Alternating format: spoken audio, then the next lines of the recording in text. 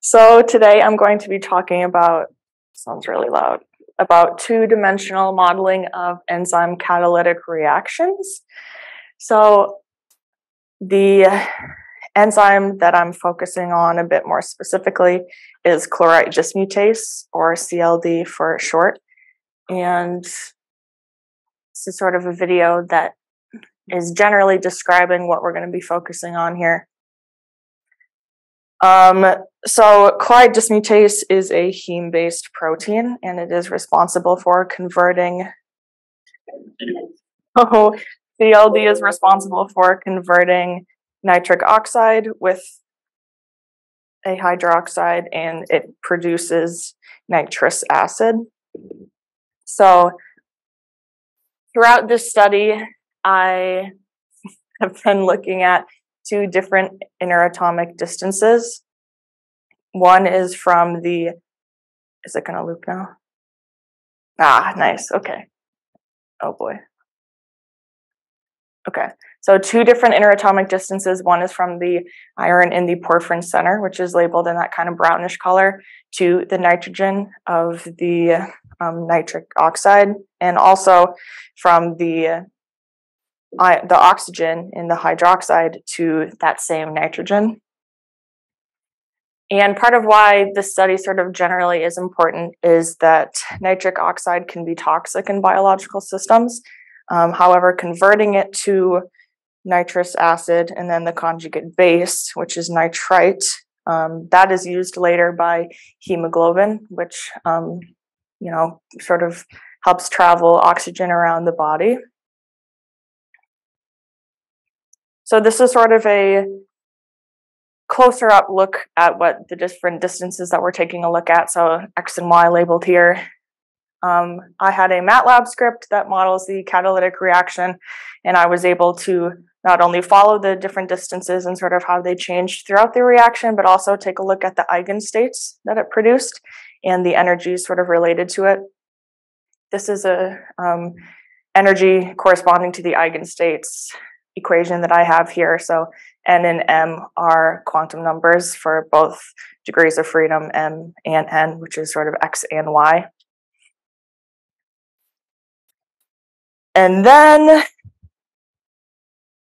so this is a figure that I took a look at also previous years. Braden took a look at this as well. So there's a couple different things going on in the picture. On the top, the x-axis is the distance between the iron and nitrogen, whereas the y-axis is the distance between oxygen and nitrogen.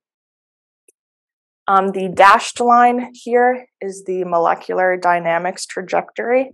So this is according to classical theory. There are blue and yellow spatial regions. These are represents the potential. So yellow is the positive potential and blue is the negative potential.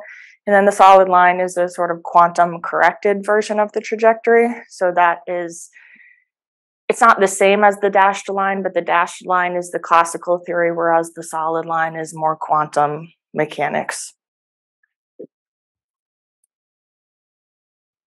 Okay, so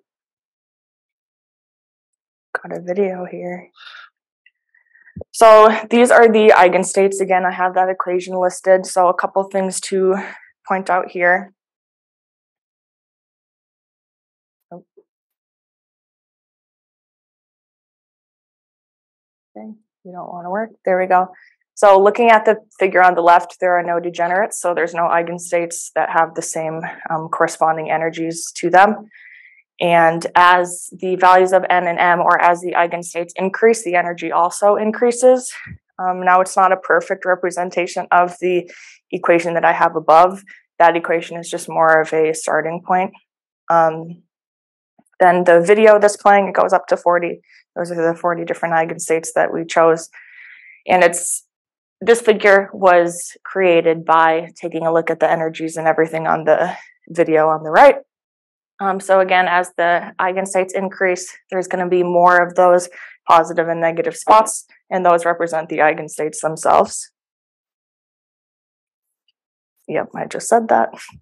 And then this is a simulated run.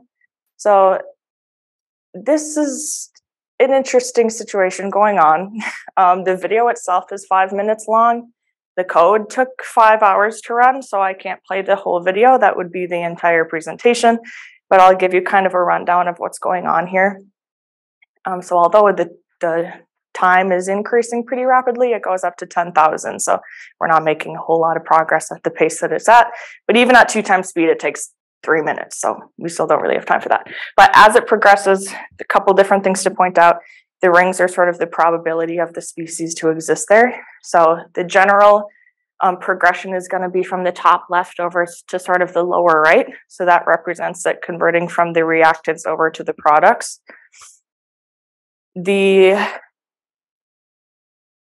longer that this goes, it's going to create a sort of blue dashed line that kind of represents the path or the trajectory that it is actually taking. So that's similar to the either dashed or solid lines that I showed a couple figures before. Then the video gets to a point where it starts to get a little bit wonky. There's a couple different potentials as to why the code may be kind of reacting strange. It's possible that the code just wasn't sort of able to handle as many time points as we were trying to kind of shove upon it, which is also part of why it probably took so long to run. And my computer almost exploded every time, but that's okay. Another thing is that we are trying to introduce classical and quantum mechanics. So it's possible that that was just sort of a bit of an overwhelming process for it as well. So I'll just kind of skip a little to the end, and you can see it just kind of gets uglier and uglier. So it starts to malfunction, but ideally it would have continued making those blue dashed lines that it starts here at the beginning. So general conclusions that I have is the code was overall successful to simulate the reaction in this conversion. The bond distances, again, between the iron of the porphyrin ring and the nitrogen, as well as the oxygen and the nitrogen, were able to be followed throughout this reaction. The eigenstates, again, were plotted with their corresponding energies, and there were no degenerates.